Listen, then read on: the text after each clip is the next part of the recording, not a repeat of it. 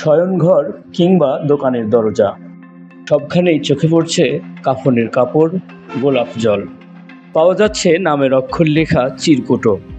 এমন অদ্ভুত কাণ্ডে রীতিমতো ভয়ে দিন কাটছে রাজশাহীর পবা উপজেলার আওয়ামী লীগের নেতাকর্মীদের।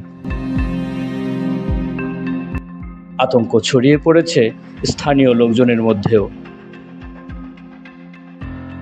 আজ মঙ্গলবার নওহাটা পৌর এলাকার পাইকপাড়া গ্রামের একটি চায়ের দোকানেও কাফনের কাপড় সহ এসব সামগ্রী পাওয়া যায়। এদিন এলাকার আরও 4 আওয়ামী লীগ নেতার বাড়িতেও এসব সামগ্রী রাখা হয়েছে।